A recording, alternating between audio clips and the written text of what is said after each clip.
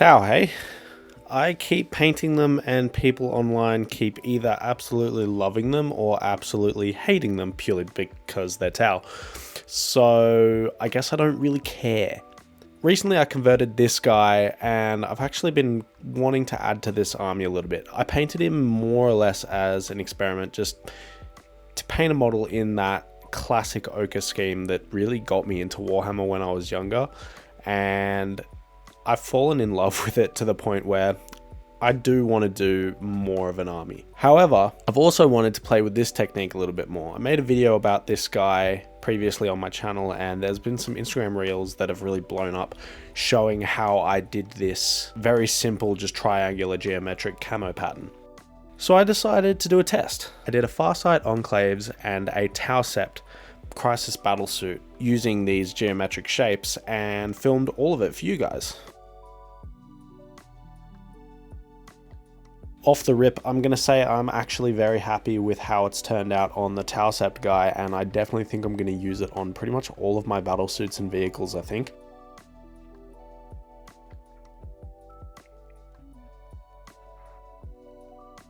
So I started out with just a converted battlesuit. If you're wondering where the arms are from, they are from Tyro Model Maker.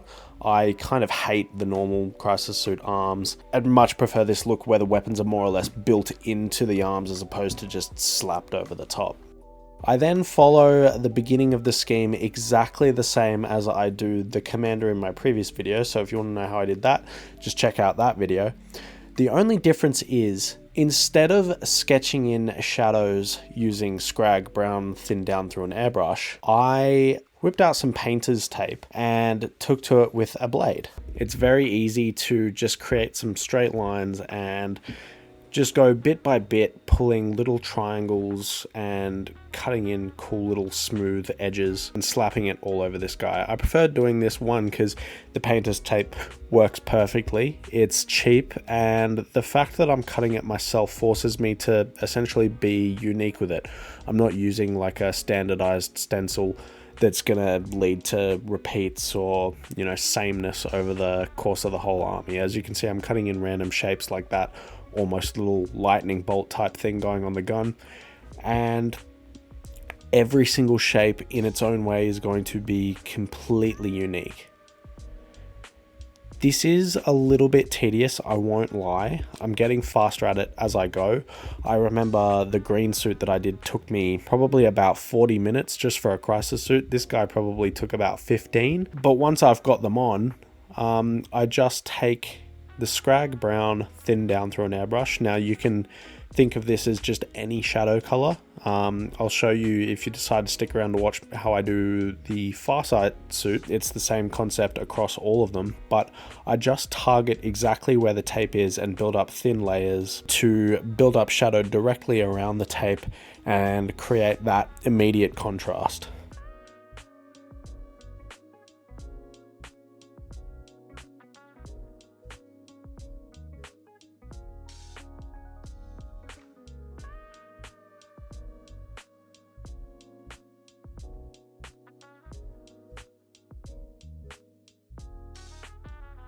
The next step is to carefully peel away the tape. I'm using my tweezers purely because the paint was fairly fresh, so I didn't want to rub it too much with my fingers, but the better option would probably actually be to just let it dry a little bit more and then use my fingers to pluck it up, just because the tweezers can scratch the paint. As you can see with this piece, it's not always very easy to get them up, and some of these pieces frustrated me quite a bit.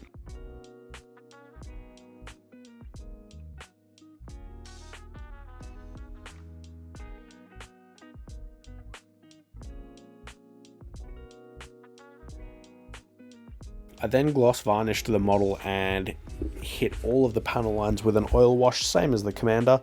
But Tau battlesuits and Tau models in general have those deep recessed parts across all of their armor panels, which lend themselves perfectly to oil washes.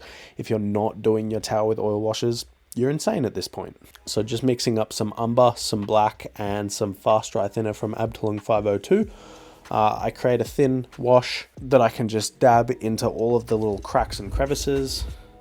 You can see how it just spreads rapidly through all of these little gaps. and very easily does my job for me.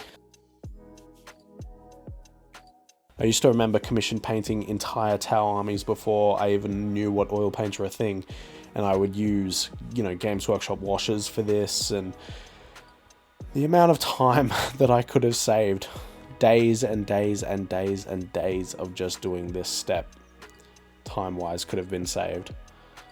So if I can help at least one of you save time across a whole army just by knowing that oil paints are a thing, I think that's worth it. I'm just going to take a quick moment while I don't actually have anything else to say about working on this model to shout out my Patreon real quick. It's the guys over there that help me make these videos and make it easier for me to continue putting time and effort into this channel, which is something that I really want to put more of into the future.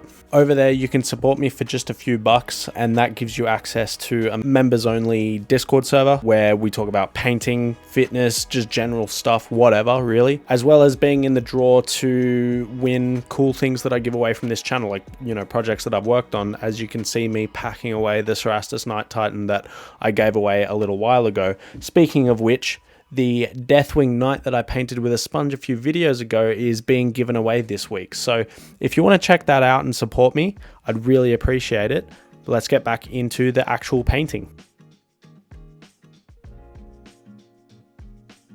I then airbrushed the model with some AK Interactive Ultra Matte Varnish and then went at it with a edge highlight. I'm just using the highlight color of the airbrush scheme mixed in with a little bit of bone. And then if you want to take it further, you can definitely pick out higher edges just with a little bit more of that bone just to create even higher edge highlights.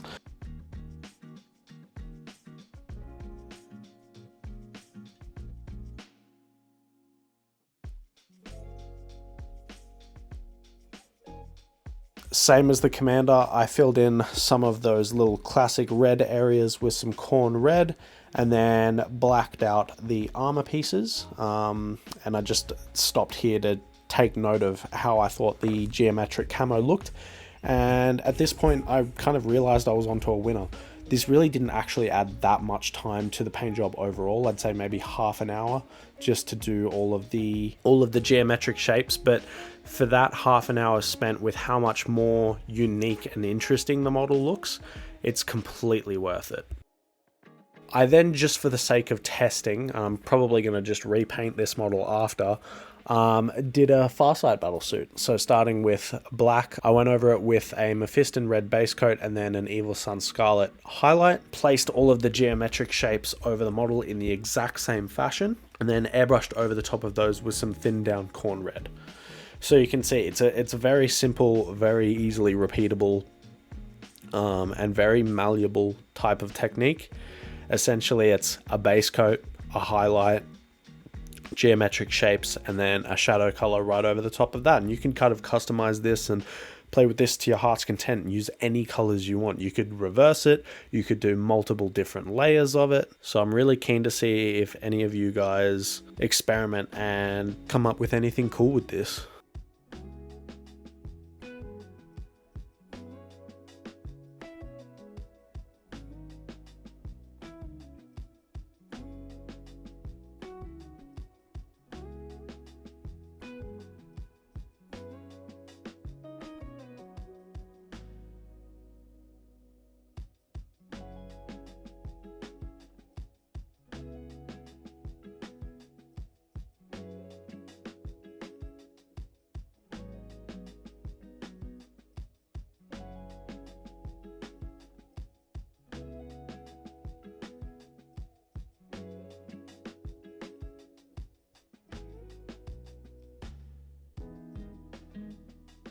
Same fashion as the other suit, I hit it with an oil wash, but this time just with straight black.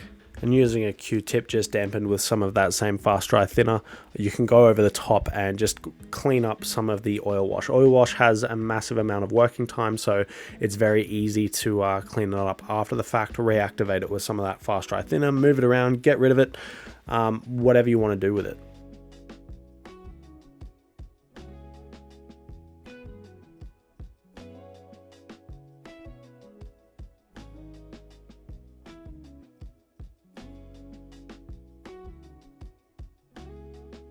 and then edge highlight the model in the same way, just using some Wild Rider Red from Games Workshop.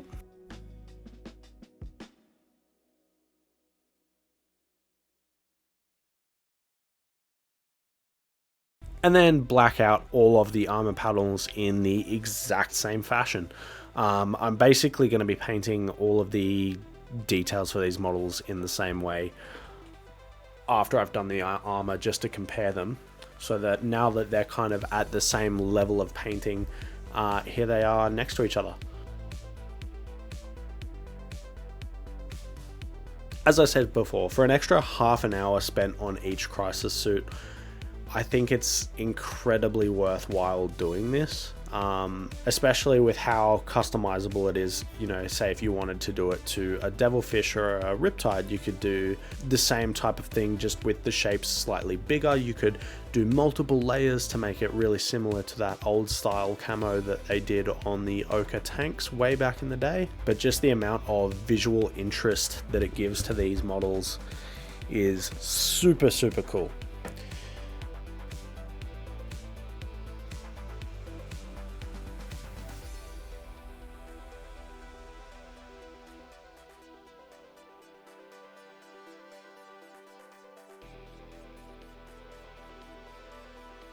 I then just used some Liquitex titanium white ink through an airbrush to quickly add some just airbrush highlights, kind of almost simulating like a black metal kind of highly reflective material.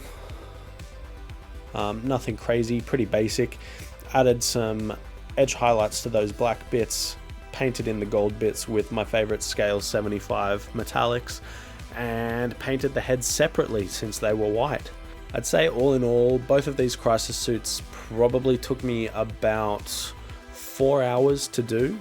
Most of that was both in just doing the geometric pattern for half an hour, and then actually just hand painting in and blacking out all of those pieces after I'd done the initial airbrush layers. So the armor itself isn't crazy taxing time-wise, but for really cool, really striking, and great looking tabletop pieces that really look like they have a bit more effort put into them, even though it's not that difficult, I'm really, really loving this effect.